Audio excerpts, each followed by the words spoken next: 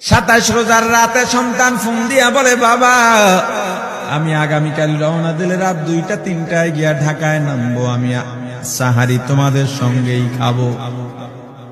মা বসে আছে, মায়ের সন্তানের বাবাও বসে আছে, সন্তান আসবে। রাত্র 2টা-3টা হয়ে গেছে, সাহারির সময় হয়ে গেছে, সন্তানের খবর নাই। শেষ টাইমে মা বাবা সাহারি খেয়ে ফজরের নামাজ পড়ে দরজার মধ্যে অপেক্ষা করতেছে, সন্তানের খবর নাই। 8টা, 9টা, 10টা বেজে গেছে, মায়ের মনটার ভালো লাগে না। স্বামীকে ডেকে বলে, স্বামীরে আমার সন্তান কই, আমার মনটা ভালো লাগে না, একটা ফোন লাগাও। স্বামী ডাক দিয়া বলে, চিন্তা করো না, ঈদের সময় যানজট থাকতে পারে, চলে আসবে। কিছুক্ষণ পর বাবার মনটাও ভালো লাগে না, বাইরে নেমে পায়চারি করতেছে। হঠাৎ করে একটা ফোন চলে আসছে, সন্তানের ফোন দেখে বাবার সে কি আনন্দ।